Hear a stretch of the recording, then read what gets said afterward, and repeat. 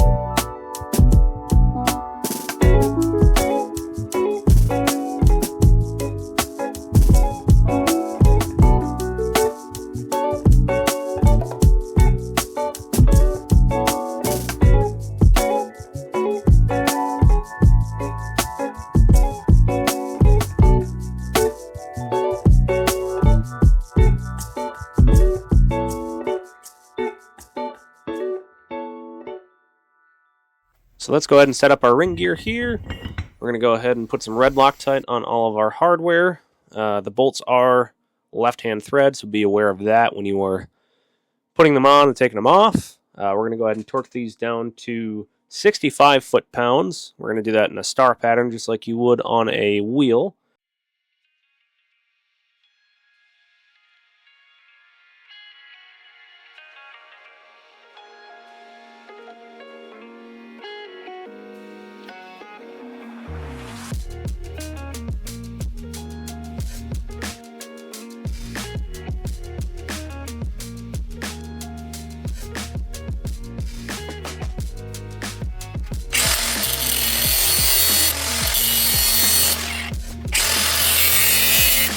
We also need to retrieve our factory pinion shim. So we're going to go ahead and cut this bearing off. I'm going to cut myself and try not to swear on camera a bunch, even though that hasn't stopped me in the past. I do make a very, very funny sound here.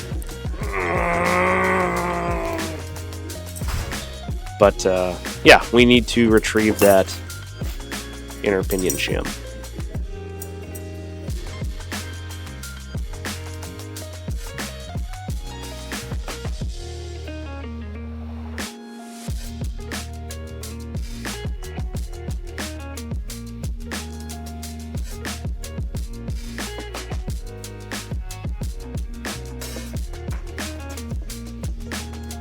And just like that, one sliced finger later and one pinion shim later, we got it.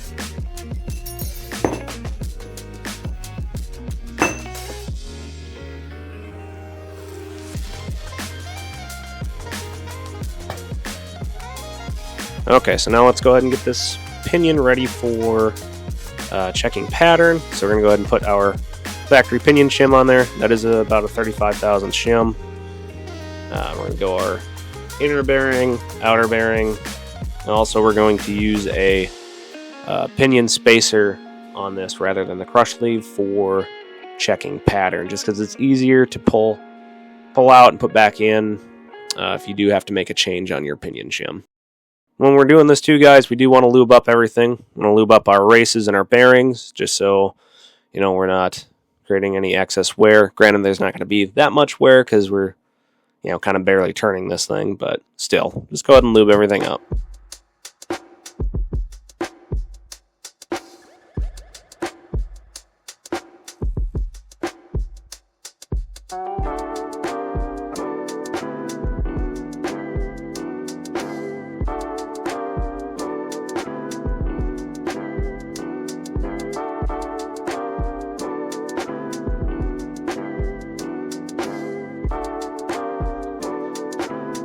Okay, so we have our test bearings in on the pinion. We've got a spacer in there in place of the crush sleeve. So next what we're going to do is we're going to go ahead and put our carrier in and start shimming it and see what kind of a pattern we can get. Also, as far as the pinion shim itself, I'm starting out with the 35 thousandths, which would have been just the factory one that was in here. That's, generally speaking, a pretty good spot to start with, is that 35 thou. Check your pattern, kind of go from there. So, also another little tidbit here on the mock-up bearings, what have you, or checker bearings, or whatever you want to call them. I'll put a little clip in here. I did make some for these 8.5-inch GMs when I was doing the gear set in the blue car in low speed, high drag. I didn't record all of that gear swap because I was kind of walking myself back through it. It's been a handful of years since I've done this, so but I did record some of that, so I'll interlay some of that in here too, so you can kind of see that. Also, just another thing. Excuse me. Good Lord. Also, just another thing to fill you guys in on. So when we were shimming our carrier unit here, you always take, so there's going to be two, big pucks in here from the factory. So those would be the factory shims. We take those out, we measure them, and whatever we get as far as a total, like that's the exact amount of space that we have to work with. That's the tolerance that we're working with. We can take a little bit out of this side and add it to this side, or vice versa, but we can't go any larger than the two pucks that we have from the factory. So just another little tidbit, but let's do that.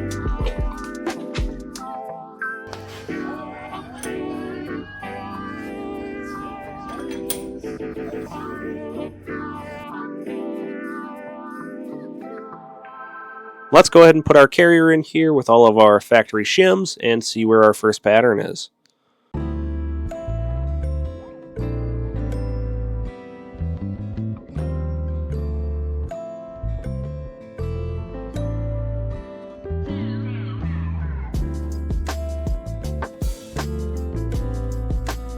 And when you assemble these things for checking your pattern too, go ahead and torque down your carrier bearing caps to the factory spec, which I torqued these down to 60 foot-pounds. So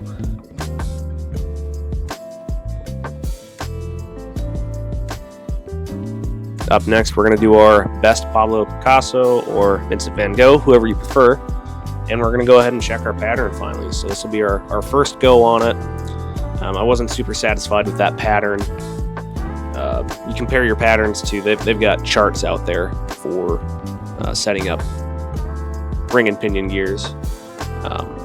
I can add that in here too so you guys can see that, but wasn't super satisfied with the first one, so we'll go ahead and pull it out, and we're going to swap the carrier shims from side to side, so left will go over to the right and vice versa, and we'll see where our pattern ends up from there.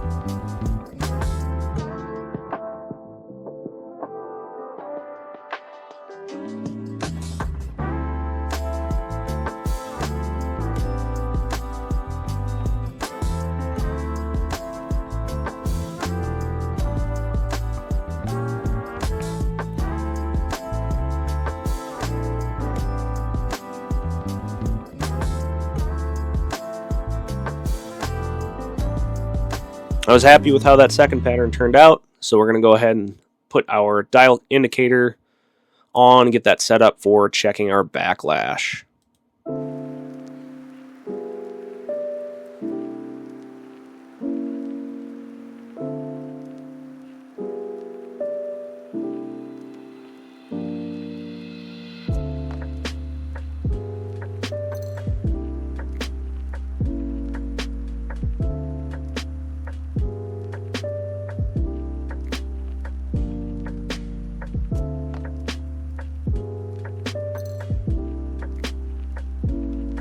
Okay, so we ended up with about a little over 10 thousandths on backlash, which I'm happy with that pattern that we achieved.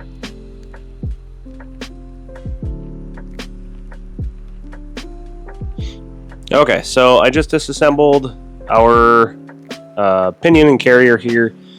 We're going to go ahead and take out the checker bearings, and we'll go ahead and press on, the final bearings, or the actual bearings that we're going to use in there. Pretty happy with the pattern that we got.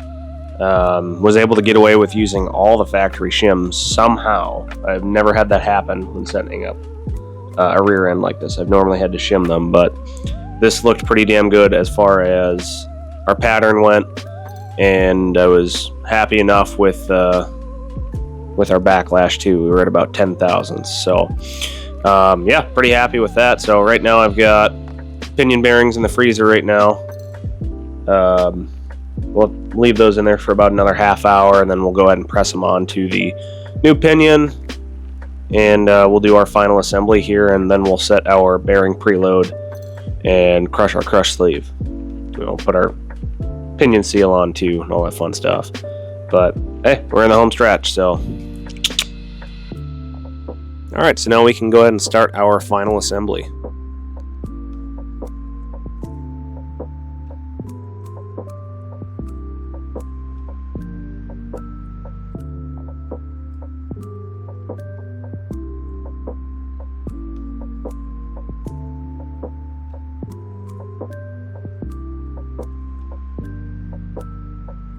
Now, if you guys are out there setting up ring and pinions in the garage like I am, I would highly recommend getting one of these pinion holding tools. It really shines, especially in this part, but it'll help with checking your backlash too. if you're just one dude or gal. But as you can see here, when we're crushing our crush sleeve, trying to creep up on our preload, it takes quite a bit of force, hence the 3/4 drive, socket wrench, and very large cheater bar. You can actually see the handle on the pinion holding tool flexing a bit. But yeah, it takes a bit to creep up on your preload.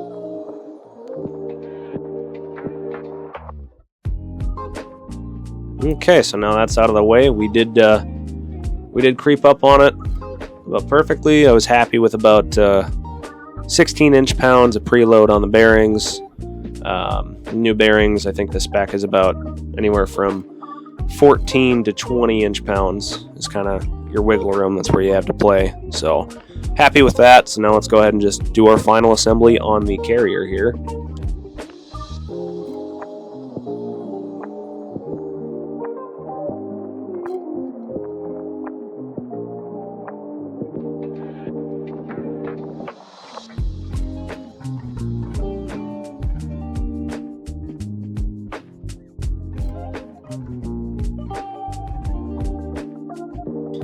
We do have a locker going into this thing too, and that is from Powertrax. It's their Lock-Right locker. It just replaces the spider gears in there. Pretty straightforward to install. They got pretty good instructions on it. Yeah, nothing crazy there.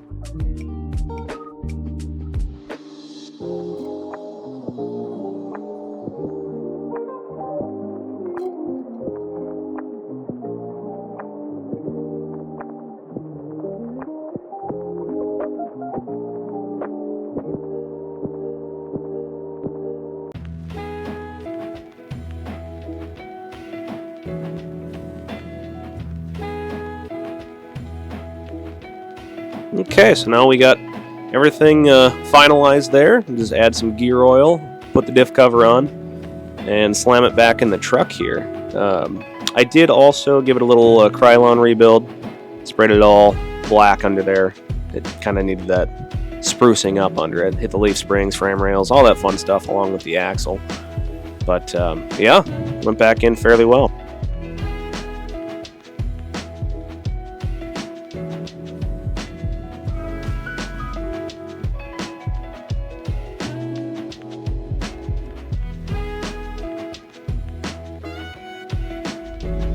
Alright guys, well, we're going for a little Sunday cruise in the old K10. Yesterday we had a pretty good shakedown for the rear end. We took old low speed, high drag down to Rock Falls Raceway down by Eau Claire, about an hour and a half or so from where I live. And the truck, it felt great. The gears were fantastic. It's absolutely what the truck needed. Everything was pretty smooth. Going uphill, it was a little down on power, but it still wore out 350, so I can't really complain too much there. Kept up with my buddy's 2016, 2017 Ford F-150. He's got a 6.2 in his, and he was carrying his 73 Ford F-100 on a full-size trailer. I just had a car dolly with low-speed, high drag, but I was keeping up with him for the most part. Steering felt good, so all that stuff we did a couple months ago on the steering was pretty great too. Overall, I'm absolutely tickled about the performance of this thing. It's really run really well yesterday. So next thing is we just got to get the matching front 411s in it, and then we'll be pretty much good to go on the old pull rig here. So maybe fiddle with the engine a little bit too, give it a little bit more help in that department. But anyway, we got a bunch more stuff kind of in the pipeline here. We got John's 78 F-150 that we finished up the fuel system on. So we got a video. I'm editing that kind of as we speak. So next couple of weeks you should see that. We got Pat's Fairlane coming up here. Hopefully we can get some brake work done on that, get that back on the road.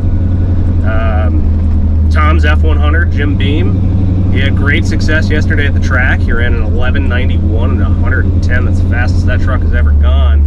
That's a little 4.8 turbo 400 on a sniff of nitrous, and man, he's just been absolutely happy with that so far, so that's awesome. But other than that, if you guys like what you watch, like, share, subscribe, all that fun stuff, and thanks for watching, guys, truly.